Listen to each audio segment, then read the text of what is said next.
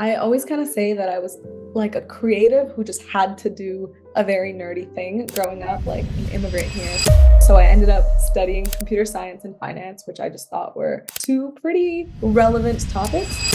We need to make money, we need to be able to be profitable, and we're competing against, if not giant pockets, we're competing with technology that's probably having frightening leaps and bounds.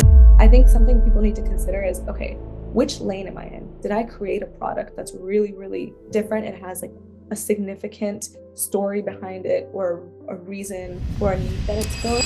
And if that's the case, chase that story. That is the biggest thing that you can do, and nobody else can do that for you.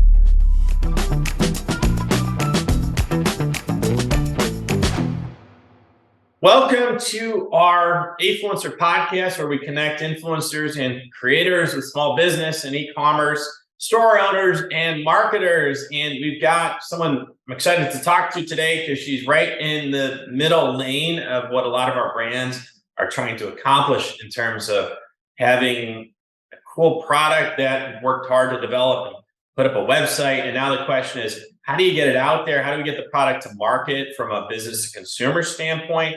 And also, how do we get it to scale? So I talked to a lot of brands who are on Google AdWords and Facebook, and you realize quickly it's going to be a very expensive game. So you got to do something that's going to work in terms of getting your product out there and getting it to scale, which brings us to our guest today, Meghan Arora. So Meghan is a content creator, an micro-influencer, and also CEO of Auroraa Innovation Lab. So Meghan works with business to consumer brands to help them get their products to market. So we've got a lot of different ways that we want to kind of pick Meghan's brain and expertise today on the show. So Meghan, welcome. And can you give us a little bit about your background and your journey becoming a content creator, and also your company, Auroraa Innovation Labs? Yeah, for sure. I always kind of say that I was like a creative who just had to do a very nerdy thing growing up. Like I grew up, born in India, like an immigrant here. So my parents were pretty much, hey, you better get it together. So I ended up studying computer science and finance, which I just thought were two pretty relevant topics. Whether I like them or not, I'm going to be dealing with banks and I'm going to be dealing with technology. I did end up liking them, so it made for a good journey, but that's why I have a bit of that creative aspect. And now I've jumped into also having a tech consulting firm. And at the time, I remember my dad, who's an accountant, he was like, why do you need to do those two? Like, what business do those two topics have being together? And now I think it's become like the core of almost every single business. We need to make money. We need to be able to be profitable. And we're competing against, if not giant pockets, we're competing with technology that's probably having frightening leaps and bounds. And it can be really confusing on how to keep up. And I mean, even someone who kind of boasts about knowing enough about all of these things, I can still feel overwhelmed as an entrepreneur. So I know that extends to probably everyone I work with. And it's been a great journey to kind of have both sides of the story. Yeah, I hear you. It's a lot today. I mean, I've got ChatGPT and Gemini open, and the different AI tools that I'm trying to make sense of, because the stuff, like you said, is moving so fast. And to your point on these companies having deep pockets who we compete against, I mean, that's kind of common review process also, where we're looking at, hey, how do we get this product out there against these companies? Because you don't want to compete with these big companies that are running TV commercials, right? We're kind of toast in terms of like the money is no object to them in terms of what they're going to spend on Google AdWords or Facebook in a traditional way. So Meghan, before we get on, you mentioned you've got a consultancy where you do work with a lot of brands who are doing that. They're going to market. They're trying to get that product out there. What do you see that's working well today, and especially on that limited budget, right? If we're a startup, or even if we've got some funding, we still can't compete with, we're not going to compete with Walmart. We're not going to compete with the big guys of the world. So what's working for you today in terms of marketing and getting noticed out there? One thing that is important, and maybe we don't consider it, is it's not always one size fits all, right? Like if you're a makeup brand, there's the big dogs in Sephora, and then there's also like the people selling gimmicky makeup for 5-year-olds in the dollar store, and they're still all making money. And I think it really helps to know which lane you're in so that you can actually make the more relevant decisions for your business. And we're in a world where there's all of this noise, like people posting the top 10 ways to get your business top 10 this to get an e-commerce, and it can get really confusing. But at the end of the day, if you're just doing what everybody else is doing, unless you have those deep pockets, unless you're born into a family with a huge name, there's really no chance for you to make it out there. So I think something people need to consider is, okay, which lane am I in? Did I create a product that's really, really different? It has like a significant story behind it, or a reason or a need that it's filling. And if that's the case, chase that story. That is the biggest thing that you can do, and nobody else can do that for you. And then if you're playing a different game where you're coming into the market and you know that you're beating them on cost, or you're beating them on, just being very convenient, play that game. So I have a business that I work with, and she has like a Botox filler clinic. And she was like, oh, I was thinking of adding a product. And I was like, well, you should probably add something that everybody needs to use from your clients. So if you're doing a bunch of micro needling and everyone needs to have hyaluronic acid and moisturize, get the best options for you, make that accessible and make it convenient for them. So when they're leaving, they're able to grab this. Hyaluronic acid is like at its basic, an ingredient. You can have a high quality of it, but she didn't reinvent the wheel. But what she did is she was able to make it really convenient for the people who are using it. And so I think knowing which lane you're in is so important, because that's what's going to help you have a really, really clear strategy from the get-go. I get the story out there. I like that insight. I do find that with a lot of the brands that we talk to, where the lane that I feel like they're in is they've got to lean on the creative. They've got to lean on the story, because if we look at the other side of the fence and we say, hey, we're going to try to spend money on AdWords or do search engine optimization or this or that, it's either a deep pocketed effort or a multi-year effort, or all the above, right? And to your point, I think the lane is kind of that creative lane around that story, and you find that story, and that's what we want to lean on, which is great, right? But from a practical standpoint, let's say we get that dialed in. Hey, here's where we're unique. Here is the story we want to tell. Well, then from a mechanic standpoint, how do you approach that with your clients in terms of getting the story out there? I think the second thing is just having a really realistic expectation on what the conversion is. I mean, if you think for yourself and you're thinking about what to purchase or where to go get a treatment done or where to go to the gym, you're going to have, say, 3 to 5 options in front of you. And you're not going to go with the one you just heard of. You might be like, oh, that's cool, I'll think about it later. But very rarely, I mean, I think it's mostly you interact with something 7 times before you actually purchase or, follow through with it. And so that's an expectation that I think is difficult for a lot of business owners to get behind, because you're spending real money, right? So you don't really know what's working, and it can be a tough pill to bite, to be like, okay, I'm not going to know for a while exactly where this lands. And that has to be, again, something, it's just realistic. Like you can't go into a situation expecting otherwise. And so maybe that means your budget is a little bit more manageable for you to keep up for some time. You're still making ends meet in other ways. That's an important way to go into it, because even when it comes to influencer marketing, people will expect, okay, my audiences or my content creators audience is going to convert right away. That also doesn't necessarily happen, but that doesn't mean there isn't power. Like I've had brands reach out to me and I've been like, I don't know what this brand is. And I've just been curious, and I've gone on TikTok and been like, oh, there's actually not that many posts. And all it does is it just leaves me with nothing concrete to base anything off of. And now since I've created for them and it's been some time, one, I love the product, so I'm able to want to go back off of my own experience, but I've also noticed how much more social media buzz is around them. So it's not just, oh, are you going to pop up as the first thing I search when I search skincare, but it's when I do search your name, am I going to get anything? Or am I going to get crickets? Am I going to get some other brand's name pop up? And those things take a lot of time. You have to be realistic, and none of them are bad. But if you're going in throwing a lot of money, a lot of your time behind one thing, expecting it to turn out another way, you're going to be disappointed.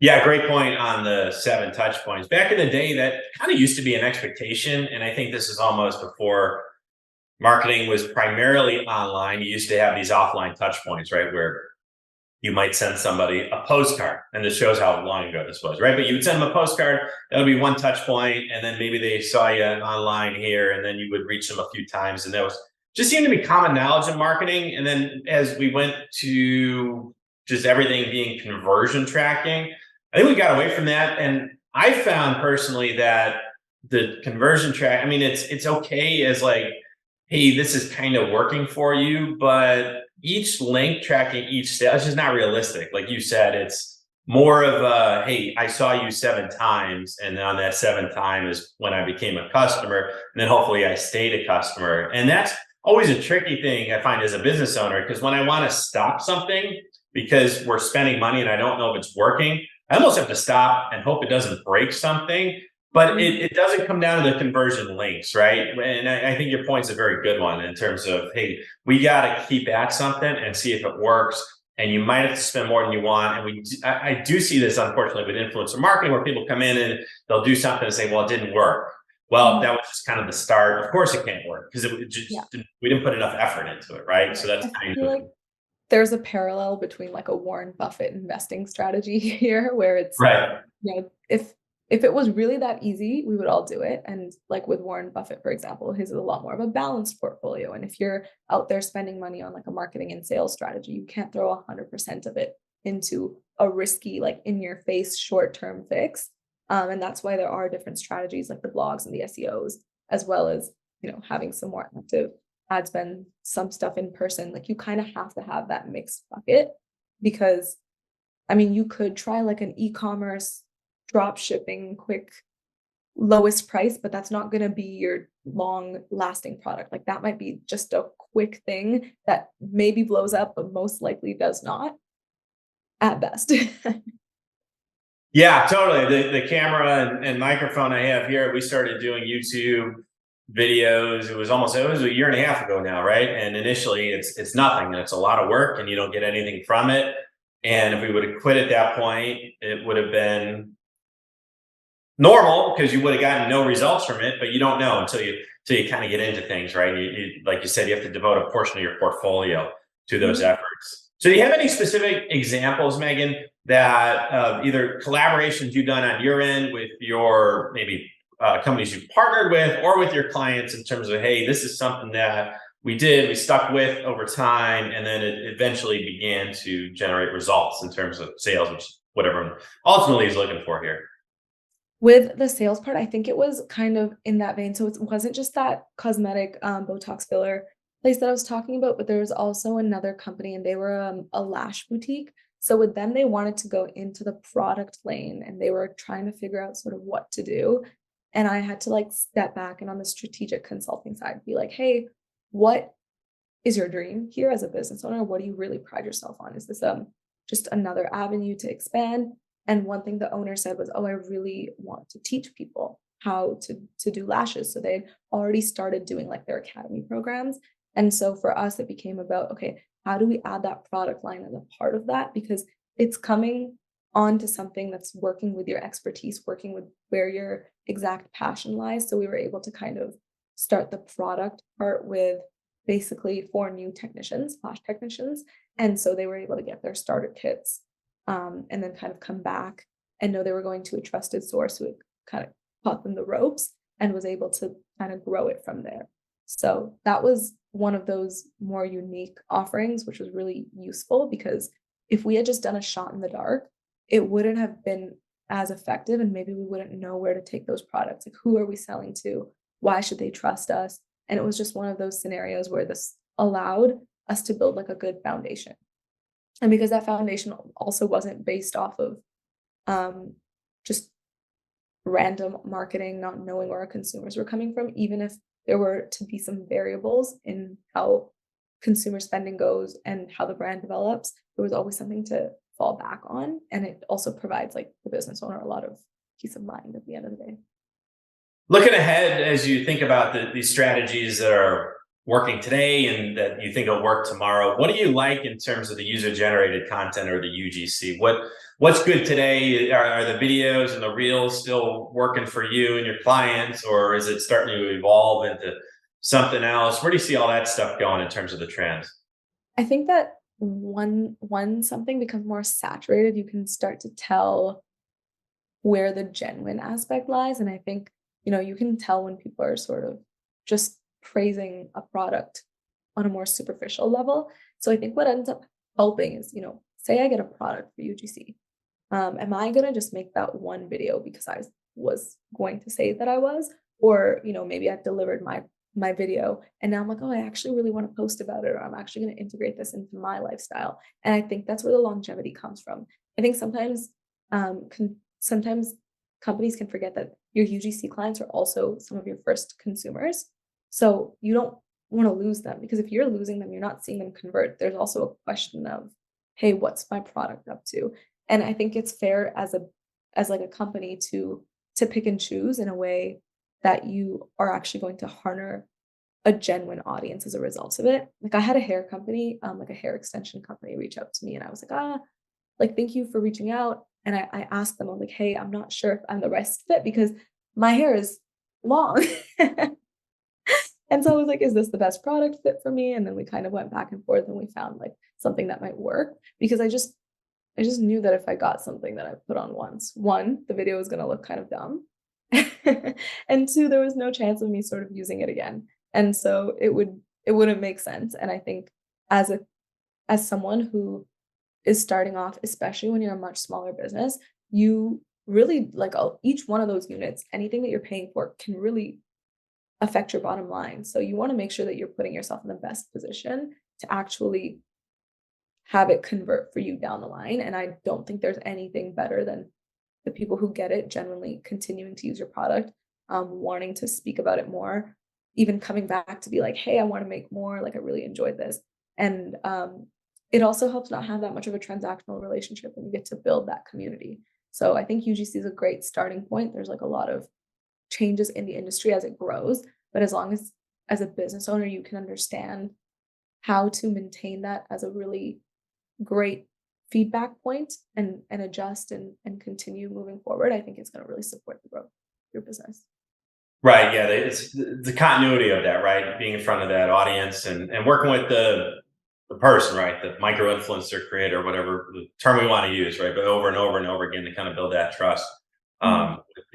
with the community. So I'll get you out of here on this one, Meghan. Is there anything else that we can share in terms of Auroraa Innovation Labs, who you're looking to work with in terms of clients, or who you're looking to partner with in terms of brands? And then I guess the follow up on that is how they can people can reach you. Yeah, absolutely. So I just finished like a huge blitz of doing a lot of strategic plans for small to medium sized businesses. And we got to touch on a bunch of different points: marketing, sales, even operational technology. So that's something I love to do when I'm not creating for brands. I think it's a great way where if, hey, you're doing hair extensions and I'm not the best model for them, we can still find some value there. And you can always reach out to me whether we're looking for like a strategic set of calls or report, whether you're looking to do something a little bit deeper in terms of implementation or more. You can always contact me. Probably through my website is the best way with all things business. So that's aurorainnovationlabs.com. I'm hoping we'll have a link somewhere here because my name has way too many A's sometimes. And For then, sure. yeah, Yeah, we'll get the link there. And then we will also get the link to your influencer profile for brands who would like to collab with you um, perfect. as well. And then any other social handles we Yeah, should know about? my Instagram is the only Aurora, and Yeah. Aurora will be spelled the same way as for my website. And then all of that link in my bio should have a good access to my UGC portfolio or anything like that. Perfect. We'll get all the links here in the show notes. Meghan Arora with Auroraa Innovation Labs. Meghan, thanks again for the conversation. Really interesting hearing about just how you think about getting these products to market. I know it's a big topic for a lot of brands, e-commerce stores. How do we get it out there? And appreciate you kind of breaking it down how you're working with your clients on this. Absolutely, my pleasure. Cool. Thanks again, Meghan. Take care.